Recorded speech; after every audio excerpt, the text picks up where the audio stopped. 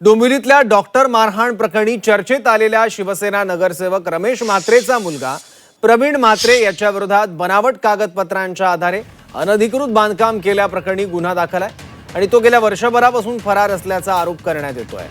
राजकीय दबावामुळे पोलिसांकडून त्याला अटक केली जात नसल्याचा गंभीर आरोप तक्रारदार कल्पेश जोशी यांनी केला आहे। तसंच रमेश म्हात्रेचं नगरसेवक पद रद्द करण्यात यावं अशी मागणी करत राज्य निवडणूक आयोगाकडे तक्रारही दाखल करण्यात आली। या संपूर्ण प्रकरणावर आता पोलीस आणि प्रशासनाची भूमिका काय असणार याकडे लक्ष लागलं आहे। तसंच त्यांचा मुलगा जो प्रवीण रमेश म्हात्रे याच्यावरती बनावट 7/12 तयार करून अनधिकृत इमारत उभी केल्याप्रकरणी विष्णुनगर पोलीस स्टेशन डोंबिवली पश्चिम येथे गुन्हा दाखल आहे।